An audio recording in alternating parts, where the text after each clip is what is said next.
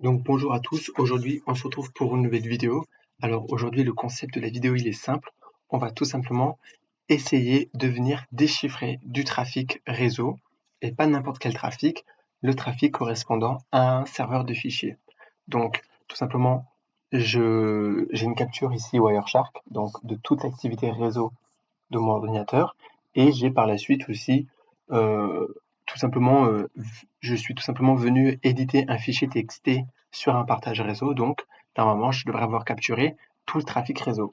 Donc ici on va tout simplement venir filtrer sur le protocole qui nous intéresse, donc SMB2 pour justement le partage de fichiers, et on va lancer notre filtre pour voir uniquement ces paquets filtrés.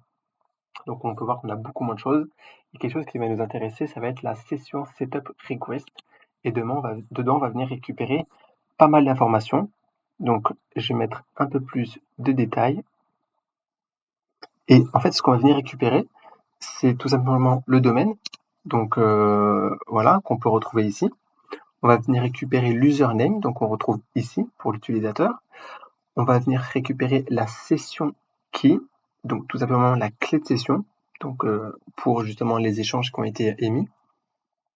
On va par la suite venir aussi récupérer ntproof str. Donc cette valeur, si on remonte un tout petit peu, on va pouvoir la retrouver en détaillant tout simplement la réponse NTLM. Donc on va venir capturer ceci, récupérer ceci, et quelque chose qui va nous être utile pour justement lorsqu'on va vouloir déchiffrer le contenu avec Wireshark, c'est tout simplement la clé de session qu'on va retrouver dans le header. Donc ici, je vais venir copier ceci et le marquer avec les valeurs que j'ai. Donc une petite caractéristique, c'est que il faut travailler un tout petit peu sur la clé de session parce qu'en fait, elle est tout simplement à l'envers. Donc ça va être, je vais juste décaler un petit peu. Donc ça va être FF 86 0F 55 et ensuite on rajoute que des zéros. Donc en fait, je viens récupérer les deux premiers éléments et je les marque à l'envers. Donc FF 86 86 0 F 55 et tout le reste des zéros parce que on a uniquement des zéros. Donc maintenant qu'on a ça, il nous manque aussi une valeur qui va être justement le mot de passe de l'utilisateur sur, euh, sur justement ce domaine, sur ce partage de fichiers. Donc ce qu'on va venir faire, c'est qu'on va venir faire un brute force, plutôt une attaque par dictionnaire, justement pour venir récupérer le mot de passe. Donc je vais tout simplement utiliser Medusa, donc j'avais effectué la commande juste avant. Donc Medusa, le nom de domaine, le nom d'utilisateur et enfin une word list et on spécifie à la fin le protocole, donc nous SMB. On va venir appuyer sur entrée et on attend de voir si on retrouve un utilisateur et un mot de passe valide. Donc on retrouve bien notre utilisateur et un mot de passe valide, donc celui-ci. Donc ce qu'on va tout simplement faire, c'est venir le copier et le saisir en dessous, donc password du point et on vient le remplir. Donc par la suite, ce qu'il nous faut maintenant, c'est venir essayer de trouver la clé de chiffrement. Donc toutes les données ont été chiffrées avec une clé et nous, on va essayer de reconstruire cette clé chiffrée avec toutes ces informations. Donc pour cela, je possède un petit script qui tout simplement, je l'ai nommé, donc c'est du Python, hein, donc c'est pas très compliqué. Donc Python 3 find. Et justement ici j'ai l'usage de comment on doit l'utiliser.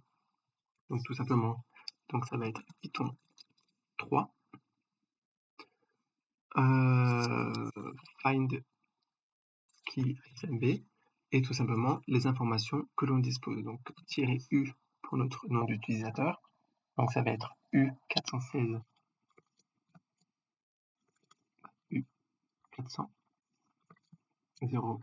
058 le domaine, donc nous c'est tout simplement le mot de passe. Donc si on a uniquement le hash du mot de passe, c'est pas dérangeant. Dans ce cas, on aurait mis -grand H. Nous, on a le mot de passe, donc on va venir directement le saisir.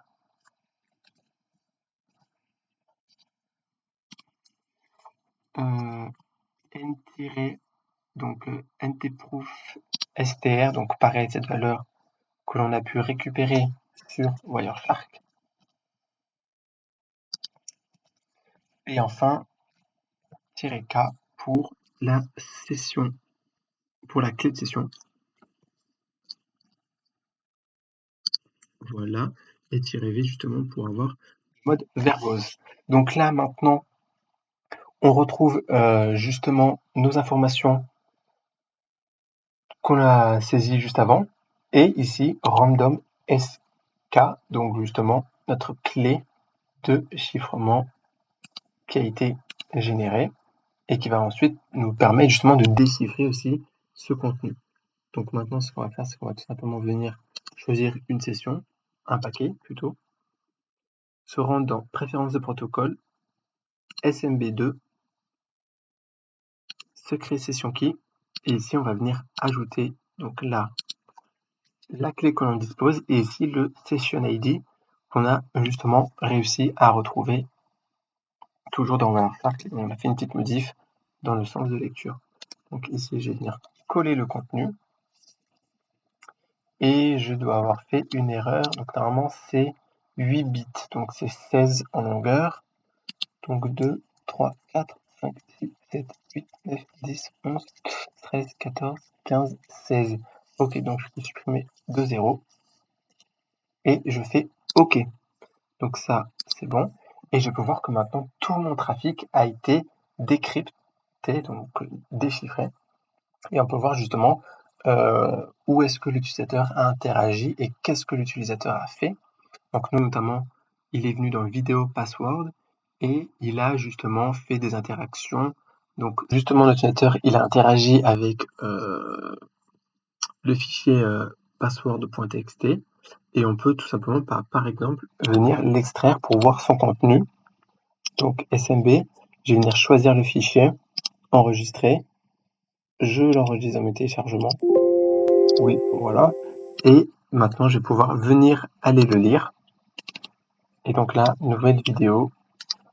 Donc il y a, je sais pas, ça veut rien dire, mais voici le contenu, nouvelle vidéo de passe complexe. Donc là, il y a un problème quelque part.